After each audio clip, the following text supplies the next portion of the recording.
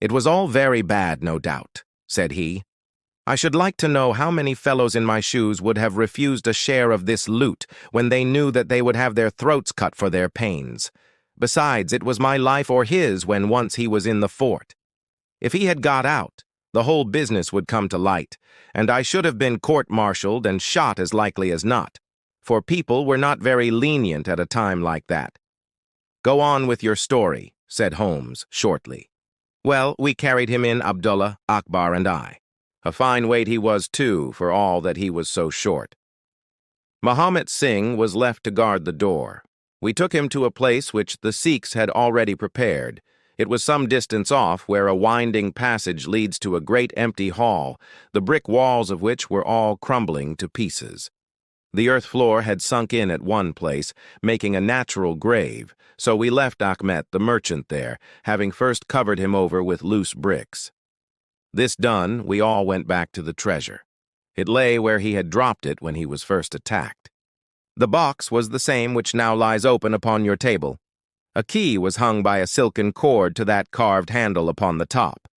We opened it, and the light of the lantern gleamed upon a collection of gems, such as I have read of and thought about when I was a little lad at Pershore. It was blinding to look upon them. When we had feasted our eyes, we took them all out and made a list of them. There were 143 diamonds of the first water, including one which has been called, I believe, the Great Mogul, and is said to be the second largest stone in existence. Then there were 97 very fine emeralds, and 170 rubies, some of which, however, were small.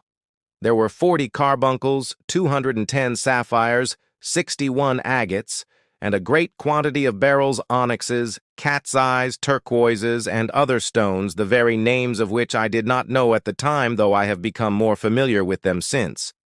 Besides this, there were nearly 300 very fine pearls, 12 of which were set in a gold coronet.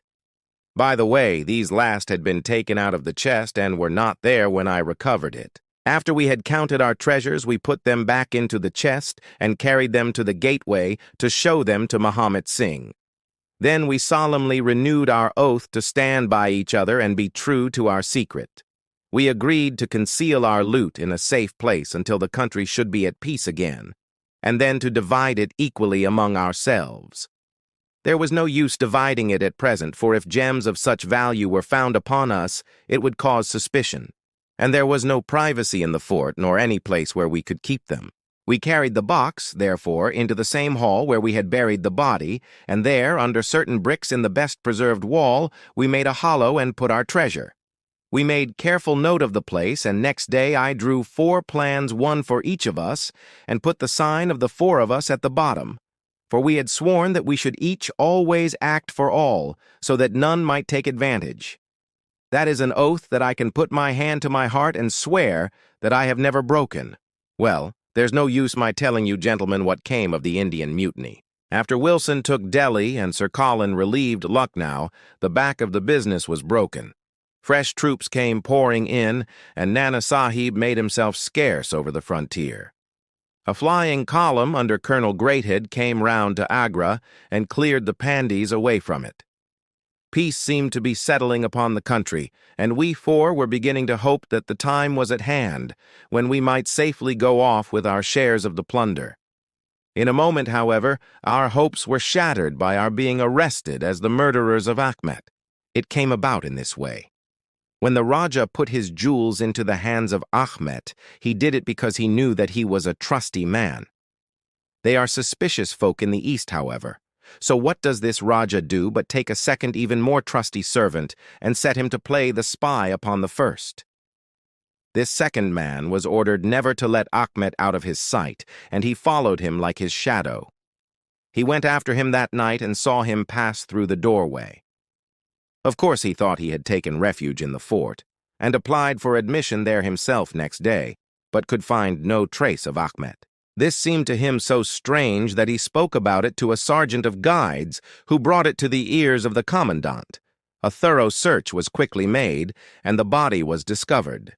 Thus, at the very moment that we thought that all was safe, we were all 4 seized and brought to trial on a charge of murder. 3 of us, because we had held the gate that night, and the 4th, because he was known to have been in the company of the murdered man. Not a word about the jewels came out at the trial, for the Rajah had been deposed and driven out of India, so no one had any particular interest in them. The murder, however, was clearly made out, and it was certain that we must all have been concerned in it. The 3 Sikhs got penal servitude for life, and I was condemned to death, though my sentence was afterwards commuted into the same as the others. It was rather a queer position that we found ourselves in then. There we were all 4 tied by the leg, and with precious little chance of ever getting out again, while we each held a secret which might have put each of us in a palace if we could only have made use of it. It was enough to make a man eat his heart out to have to stand the kick and the cuff of every petty jack in office, to have rice to eat and water to drink, when that gorgeous fortune was ready for him outside, just waiting to be picked up. It might have driven me mad, but I was always a pretty stubborn one, so I just held on and bided my time. At last it seemed to me to have come. I was changed from Agra to Madras, and from there to Blair Island in the Andamans. There are very few white convicts at this settlement, and as I had behaved well from the first, I soon found myself a sort of privileged person. I was given a hut in Hopetown, which is a small place on the slopes of Mount Harriet, and I was left pretty much to myself. It is a dreary, fever-stricken place, and all beyond our little clearings was infested with wild cannibal natives who were ready enough to blow a poisoned dart at us if they saw a chance. There was digging and ditching and yam planting and a dozen other things to be done, so we were busy enough all day, though in the evening we had a little time to ourselves. Among other things, I learned to dispense drugs for the surgeon and picked up a smattering of his knowledge. All the time I was on the lookout for a chance of escape, but it is hundreds of miles from any other land, and there is little or no wind in those seas, so it was a terribly difficult job to get away. The surgeon, Dr. Somerton, was a fast, sporting young chap, and the other young officers would meet in his rooms of an evening and play cards. The surgery, where I used to make up my drugs, was next to his sitting room, with a small window between us. Often, if I felt lonesome, I used to turn out the lamp in the surgery, and then standing there I could hear their talk and watch their play. I am fond of a hand at cards myself, and it was almost as good as having one to watch the others. There was Major Sholto, Captain Morstan, and Lieutenant Bromley Brown, who were in command of the native troops, and there was the surgeon himself and 2 or 3 prison officials, crafty old hands who played a nice, sly, safe game. A very snug little party they used to make. Well, there was one thing which very soon struck me, and that was that the soldiers used always to lose and the civilians to win. Mind, I don't say that there was anything unfair, but so it was. These prison chaps had done little else than play cards ever since they had been at the Andamans, and they knew each other's game to a point, while the others just played to pass the time and threw their cards down anyhow. Night after night, the soldiers got up poorer men, and the poorer they got, the more keen they were to play. Major Sholto was the hardest hit. He used to pay in notes and gold at first, but soon it came to notes of hand and for big sums. He sometimes would win for a few deals just to give him heart, and then the luck would set in against him worse than ever. All day he would wander about as black as thunder, and he took to drinking a deal more than was good for him. One night he lost even more heavily than usual. I was sitting in my hut when he and Captain Morstan came stumbling along on the way to their quarters. They were bosom friends, those two, and never far apart. The Major was raving about his losses. "It's all up, Morstan," he was saying as they passed my hut. "I shall have to send in my papers. I am a ruined man." "Nonsense, old chap," said the other, slapping him upon the shoulder. "I've had a nasty facer myself, but—" That was all I could hear, but it was enough to set me thinking. A couple of days later, Major Sholto was strolling on the beach, so I took the chance of speaking to him. "I wish to have your advice, Major," said I. "Well, Small, what is it?" he asked, taking his cheroot from his lips. "I wanted to ask you, sir," said I, Who is the proper person to whom hidden treasure should be handed over? I know where 500,000 worth lies, and, as I cannot use it myself, I thought perhaps the best thing that I could do would be to hand it over to the proper authorities, and then perhaps they would get my sentence shortened for me. 500,000, Small? He gasped, looking hard at me to see if I was in earnest. Quite that, sir, in jewels and pearls. It lies there ready for anyone, and the queer thing about it is that the real owner is outlawed and cannot hold property, so that it belongs to the first comer. To government, Small, he stammered. To government. But he said it in a halting fashion, and I knew in my heart that I had got him. You think then, sir, that I should give the information to the Governor-General? Said I quietly. Well, well, you must not do anything rash, or that you might repent. Let me hear all about it, Small. Give me the facts. I told him the whole story, with small changes, so that he could not identify the places. When I had finished, he stood stock still and full of thought. I could see by the twitch of his lip that there was a struggle going on within him. This is a very important matter, Small, he said at last. You must not say a word to anyone about it, and I shall see you again soon.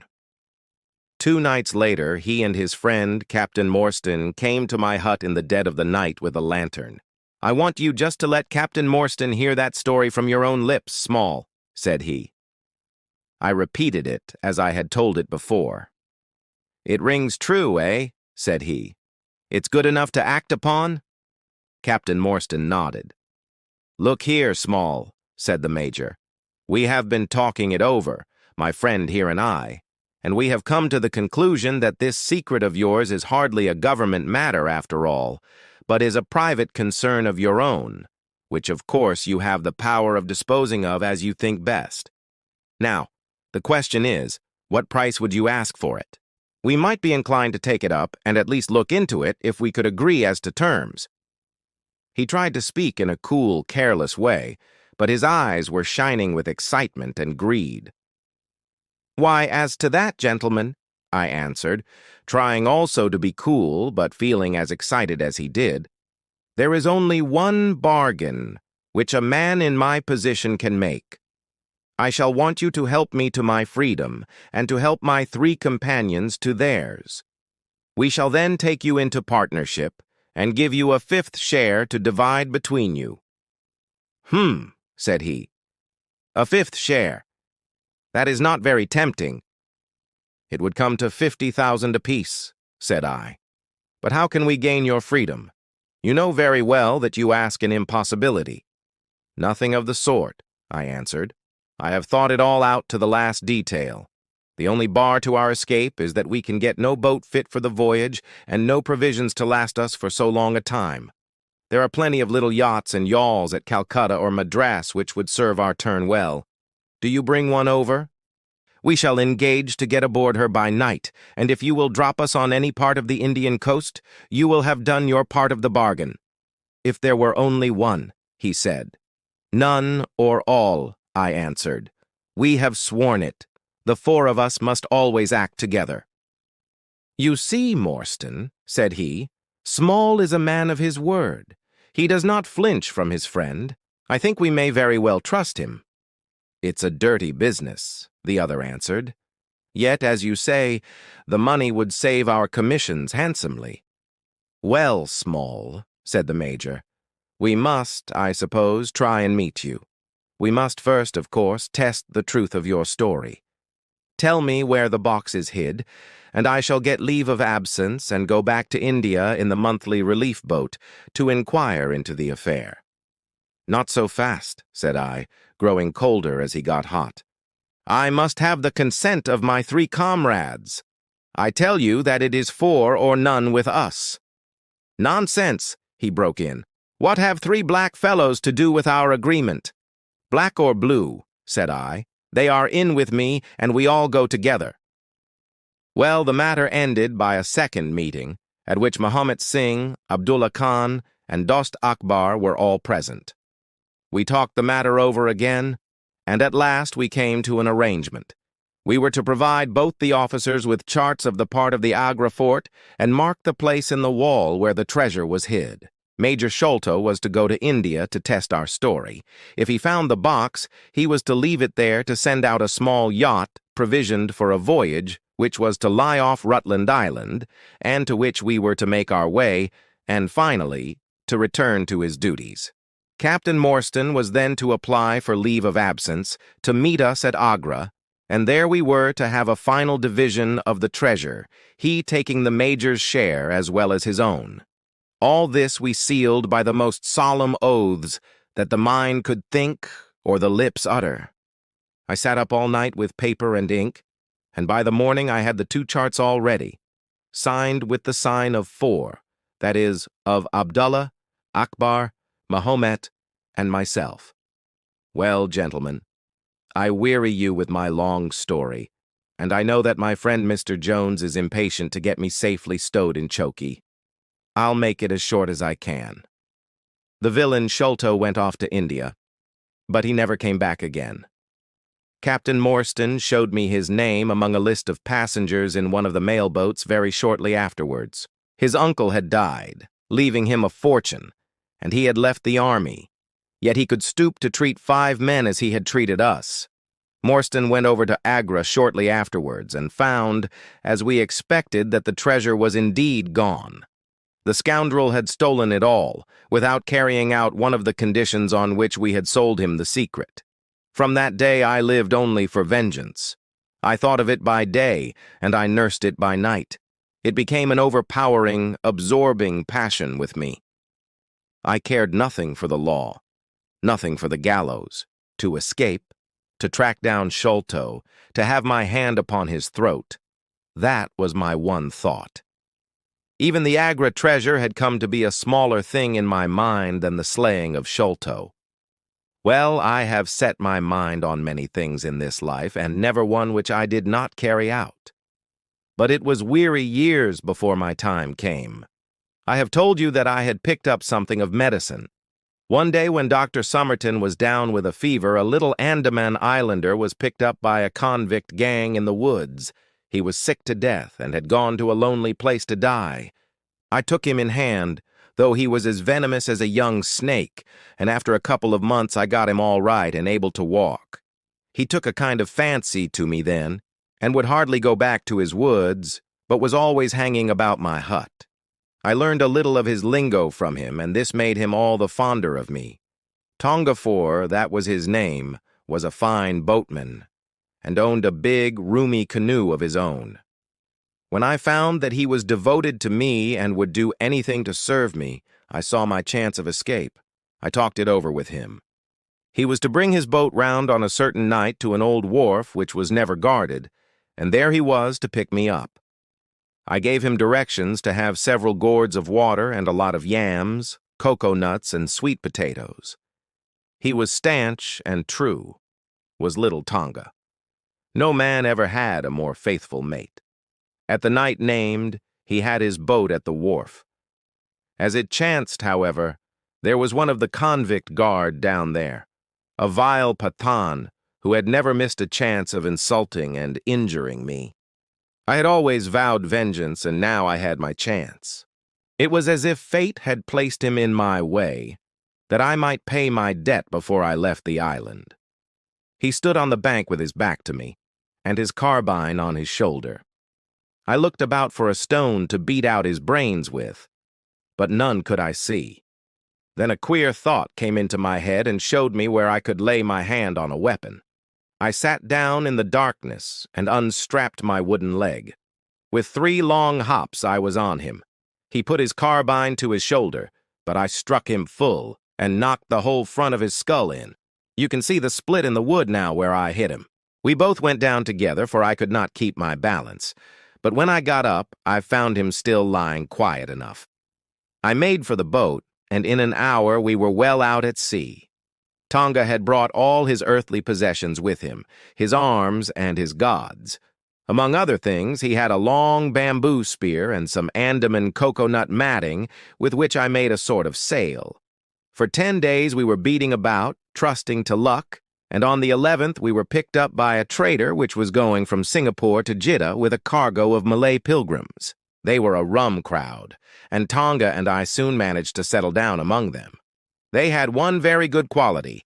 They let you alone and asked no questions. Well, if I were to tell you all the adventures that my little chum and I went through, you would not thank me, for I would have you here until the sun was shining. Here and there we drifted about the world, something always turning up to keep us from London. All the time, however, I never lost sight of my purpose.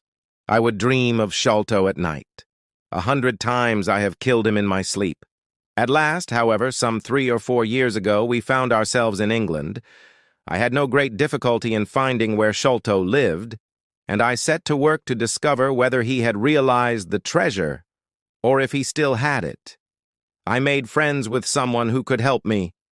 I name no names, for I don't want to get anyone else in a hole, and I soon found that he still had the jewels. Then I tried to get at him in many ways, but he was pretty sly, and had always 2 prize fighters, besides his sons and his Kit Mutgar, on guard over him. One day, however, I got word that he was dying. I hurried at once to the garden, mad that he should slip out of my clutches like that, and, looking through the window, I saw him lying in his bed, with his sons on each side of him. I'd have come through and taken my chance with the 3 of them, only, even as I looked at him, his jaw dropped, and I knew that he was gone. I got into his room that same night, though, and I searched his papers to see if there was any record of where he had hidden our jewels. There was not a line, however, so I came away, bitter and savage as a man could be. Before I left, I bethought me that if I ever met my Sikh friends again, it would be a satisfaction to know that I had left some mark of our hatred. So I scrawled down the sign of the 4 of us, as it had been on the chart, and I pinned it on his bosom. It was too much that he should be taken to the grave without some token from the men whom he had robbed and befooled. We earned a living at this time by my exhibiting poor Tonga at fairs and other such places as the Black Cannibal. He would eat raw meat and dance his war dance, so we always had a hatful of pennies after a day's work. I still heard all the news from Pondicherry Lodge, and for some years there was no news to hear except that they were hunting for the treasure. At last, however, came what we had waited for so long. The treasure had been found. It was up at the top of the house, in Mr. Bartholomew Sholto's chemical laboratory. I came at once and had a look at the place, but I could not see how with my wooden leg I was to make my way up to it. I learned, however, about a trap door in the roof, and also about Mr. Sholto's supper hour. It seemed to me that I could manage the thing easily through Tonga. I brought him out with me with a long rope wound round his waist. He could climb like a cat, and he soon made his way through the roof, but, as ill luck would have it, Bartholomew Sholto was still in the room, to his cost. Tonga thought he had done something very clever in killing him, for when I came up by the rope I found him strutting about as proud as a peacock. Very much surprised was he when I made at him with the rope ascend and cursed him for a little bloodthirsty imp. I took the treasure box and let it down, and then slid down myself, having first left the sign of the 4 upon the table, to show that the jewels had come back at last to those who had most right to them. Tonga then pulled up the rope, closed the window, and made off the way that he had come. I don't know that I have anything else to tell you. I had heard a waterman speak of the speed of Smith's launch, the Aurora, so I thought she would be a handy craft for our escape. I engaged with old Smith and was to give him a big sum if he got us safe to our ship. He knew no doubt that there was some screw loose, but he was not in our secrets. All this is the truth, and if I tell it to you, gentlemen, it is not to amuse you, for you have not done me a very good turn, but it is because I believe the best defense I can make is just to hold back nothing. But let all the world know how badly I have myself been served by Major Sholto, and how innocent I am of the death of his son. A very remarkable account, said Sherlock Holmes. A fitting wind-up to an extremely interesting case. There is nothing at all new to me in the latter part of your narrative, except that you brought your own rope, that I did not know. By the way, I had hoped that Tonga had lost all his darts, yet he managed to shoot one at us in the boat. He had lost them all, sir, except the one which was in his blowpipe at the time." "Ah, of course," said Holmes. "I had not thought of that. Is there any other point which you would like to ask about?" asked the convict affably. "I think not, thank you," my companion answered. "Well, Holmes," said Athelney Jones, "you are a man to be humored, and we all know that you are a connoisseur of crime, but duty is duty, and I have gone rather far in doing what you and your friend asked me. I shall feel more at ease when we have our storyteller here safe under lock and key. The cab still waits, and there are 2 inspectors downstairs. I am much obliged to you both for your assistance. Of course you will be wanted at the trial. Good night to you." "Good night, gentlemen both," said Jonathan Small. "You first, Small," remarked the wary Jones as they left the room. "I'll take particular care that you don't club me with your wooden leg, whatever you may have done to the gentleman at the Andaman Isles." "Well, and there is the end of our little drama," I remarked, after we had sat some time smoking in silence. "I fear that it may be the last investigation in which I shall have the chance of studying your methods. Miss Morstan has done me the honor to accept me as a husband in prospective." He gave a most dismal groan. "I feared as much," said he. "I really cannot congratulate you. I was a little hurt. Have you any reason to be dissatisfied with my choice?" I asked. "Not at all. I think she is one of the most charming young ladies I ever met, and might have been most useful in such work as we have been doing. She had a decided genius that way. Witness the way in which she preserved that Agra plan from all the other papers of her father. But love is an emotional thing, and whatever is emotional is opposed to that true cold reason which I place above all things.